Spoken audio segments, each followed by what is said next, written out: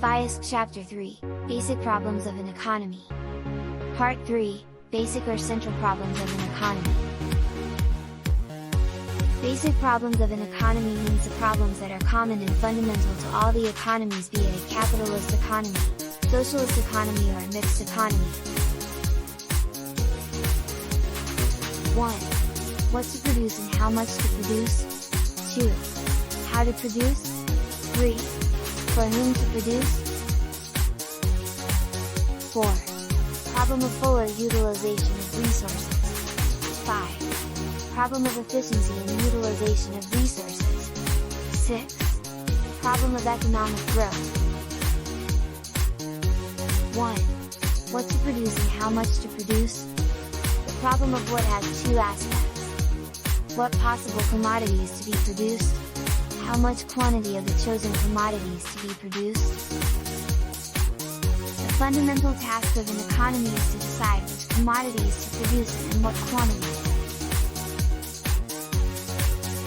It is because more production of one commodity would force us to withdraw resources from the production of the other commodity.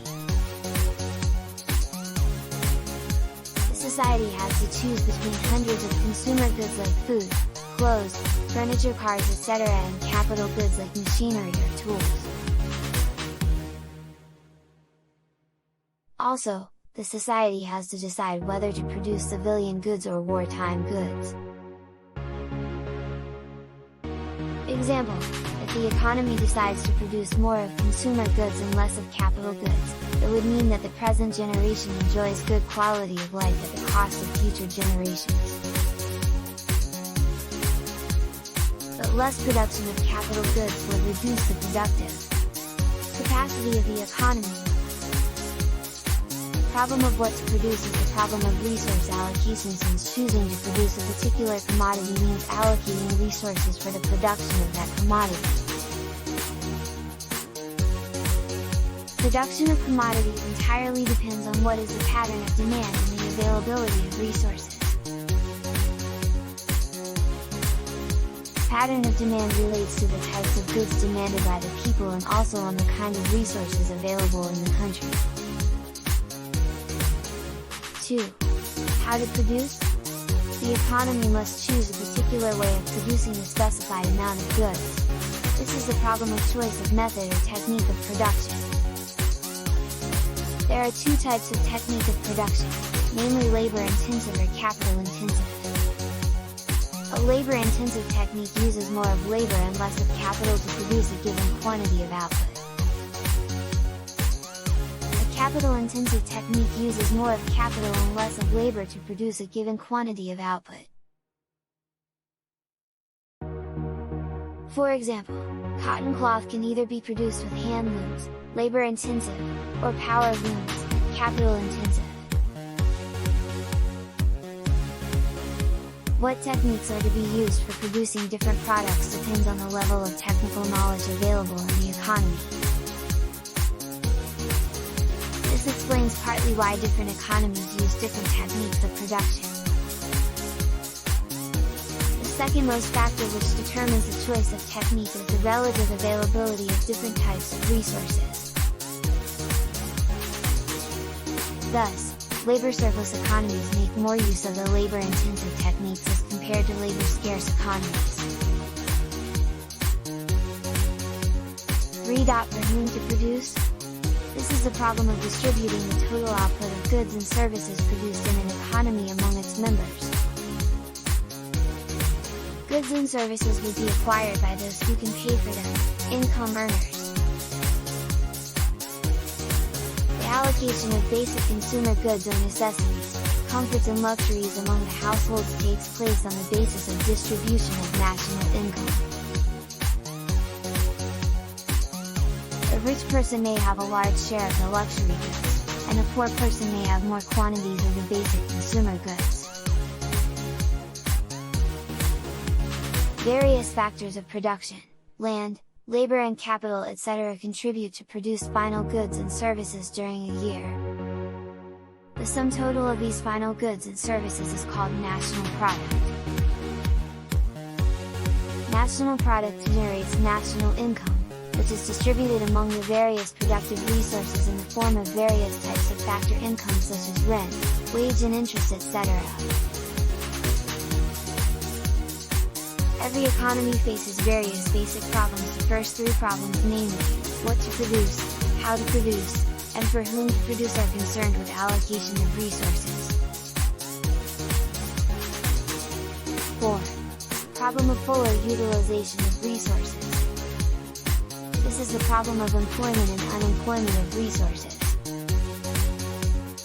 As resources are limited to produce all the commodities, it is not desirable to leave a resource idle or unemployed.